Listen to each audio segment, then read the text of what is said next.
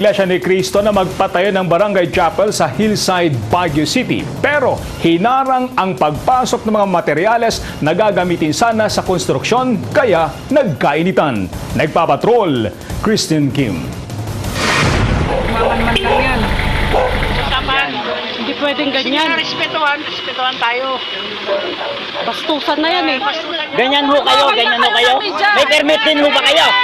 Sabo, yung kayo sisirain. Pati ko! Sige, kumalaw kayo! Ito ang eksena kagabi sa Barangay Hillside, Baguio City.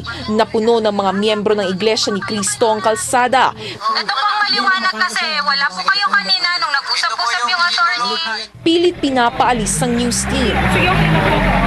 Kuwento ng ilang residente, maaga pa raw nagsimula ang tensyon. Ugat ay ang pagpapatayo ng barangay chapel ng INC sa compound ng pamilya Tanghal.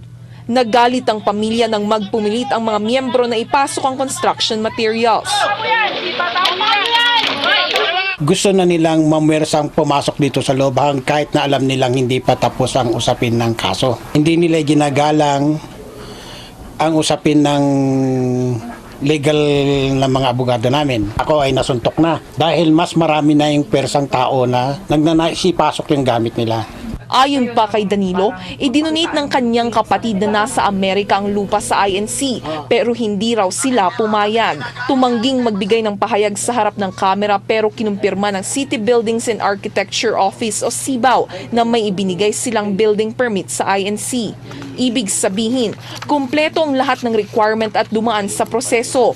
Isa sa mga requirement para makakuha ng building permit ay titulo ng lupa. Pero bago makuha ito, kailangang may deed of donation. Sa deed of donation, sinasabi ni Danilo na pineke raw ang kanilang mga pirma. Ayon sa CBAO, kung may reklamo sila, mainam na magtungo na lang sa kanilang tanggapan. Hindi muna makapagbigay ng pahayag ang INC. Hinihintay pa nila ang gabay at pahintulot mula sa Central Office. Christine Kim, ABS-CBN News.